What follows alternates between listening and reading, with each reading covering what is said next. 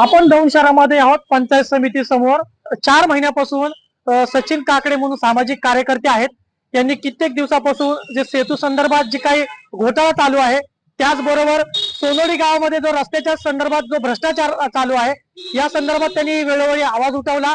परंतु त्यांनी असा आरोप केलाय की जे गट विकास अधिकारी असतील पंचायत समितीचे, त्यांनी वेळोवेळी त्यांना टोलवाटोळीची उत्तरं दिली. त्याचबरोबर जे सेतू आहे, सेतू संदर्भात देखील कानाडोळा करताना अधिकारी वर्ग करताना दिसत आहे, असा थेट आरोप त्यांनी यावेळी केलेला आहे. नक्की हे प्रकरण काय आहे, या संदर्भात त्यांनी या बाबतीचे सर्व पुरावे देऊन देखील गट विकास अधिकारी त्यांना टोलवाटोळीची उत्तरं का देत आहेत, हा देखील प्रश्न आता उपस्थित होताना दिसतोय. नक्कीच गट विकास अधिकारी अशा प्रकारचे का वागतायत, हा प्रश्न आता सामाजिक कार्यकर्ते सचिन काकडे यांनी उपस्थित केलेला आहे.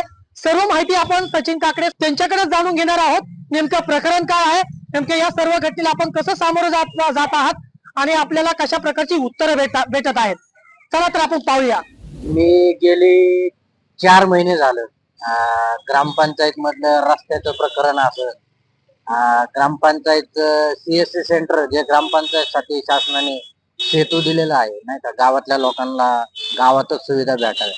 मी याचा भ्रष्टाचार बाहेर काढलाय. सर्व पुरावे गट विकास अधिकारी असतील, तहसीलदार असतील, झेडपी असेल, सगळीकडे डॉक्युमेंट पुरावे सगळे दिलेले आहे. सर्व कागदपत्र पुराव्यासहित दिलेलं आहे. मी 4 महिने झालं झगडतो या प्रकरणात. मला कुठलाही प्रतिसाद मिळालेला नाही. अजून रस्त्याची चौकशी झालेली नाहीये.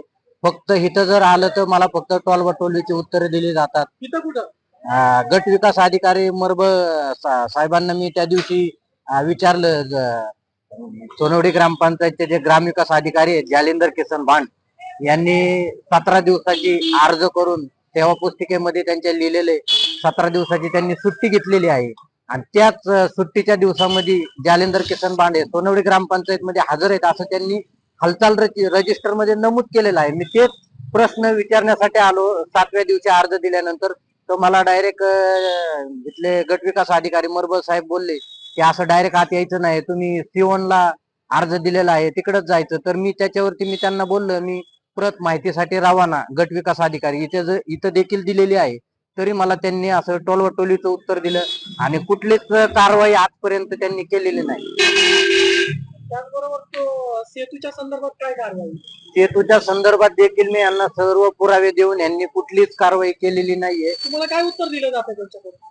उत्तरच दिलं जात नाहीये, बोलतच नाहीये कोणी व्यवस्थित. आणि मला जो राज्य घटनेने जो अधिकार दिलेला आहे त्या अधिकाराच्या अनुषंगाने मी आमरण उपोषणाला बसण्याचा विचार केलेला आहे आणि मी 13 ऑगस्ट पासून तहसील कार्यालयासमोर आमरण उपोषणाला बसणार आहे.